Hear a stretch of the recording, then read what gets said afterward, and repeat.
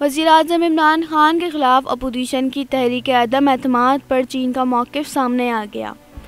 चीनी वज़ारत ख़ारजा की press briefing के दौरान वज़ीर-ए-आज़म पाकिस्तान इमरान खान के खिलाफ अपोजिशन की तहरीक अदम एतमाद से मुतालिक ख़बर रसां एजेंसी ने सवाल किया, क्या पाकिस्तान में क़यादत की तब्दीली से पाक चीन ताल्लुकात मुतासिर हो सकते हैं। जिस पर चीनी वज़ारत ख़ारजा के तर्जुमान ने कहा कि चीन दूसरे ममालिक के अंदरूनी मामलात में अदम मुदाखलत के सूल पर अमल पैरा रहता है। चीनी तर्जुमान वांग विनबिन ने मजीद कहा कि पाकिस्तान चीन का तमाम मौसमों का शराकतदार और दोस्तों हमसाया मुल्क है। चीन उम्मीद रखता है कि पाकिस्तान में तमाम फरीकैन यकजहती बरकरार रख सकते हैं। उन्होंने कहा कि चीन को उम्मीद है कि फरीकैन मुश्तरका तौर पर पाकिस्तान में तरक्की और इस्तेहकाम बरकरार रख सकते हैं।